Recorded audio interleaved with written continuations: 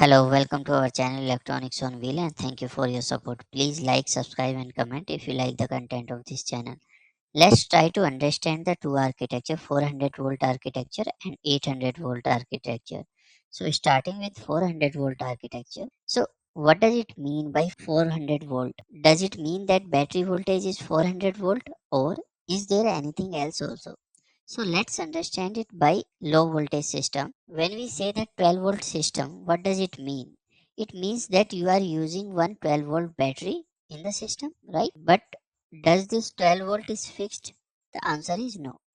In 12 volt system, voltage can vary from 12.6 to 14.6 volt, right? And it depends on the condition of your vehicle. If ignition is off, battery voltage might be 12.6.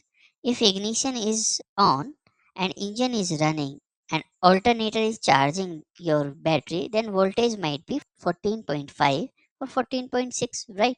Similarly, in 400 volt architecture, you do not have the fixed battery voltage of 400 volt. Voltage can change based on the factors like battery SOC, temperature, age, and the operational conditions. But the voltage range from 300 volt to 500 volt is considered as a 400 volt architecture.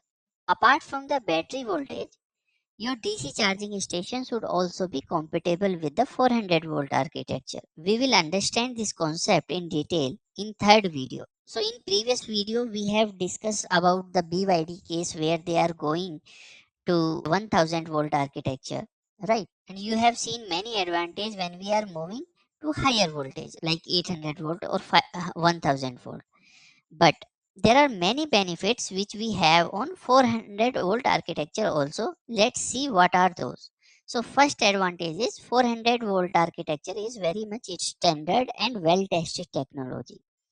Just try to understand it by a recent example of BYD 1000 volt where they are providing the 10C charging. So this technology is not yet tested fully, right? Infrastructure is not there and we do not know that after 10C charging how battery life span will change. So these are the questions which are still open. So our 400 volt architecture is very much standard and it is tested for many years. The second benefit is as most of the OEM are using 400 volt architecture, then production cost will be lower compared to 800 volt architecture or 1000 volt architecture. So we will be having the robust supply chain in the 400 volt architecture compared to 800 volt architecture and 1000 volt architecture.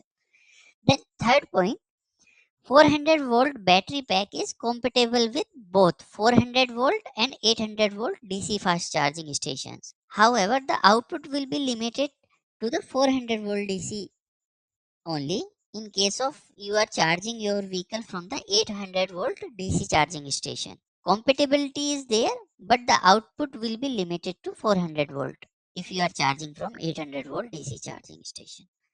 So these are the points in 400 volt architecture. We will discuss the 800 volt architecture in next video and then we will see that how the DC charging station output calculation will be done. So thank you for your time. Please like, subscribe and comment.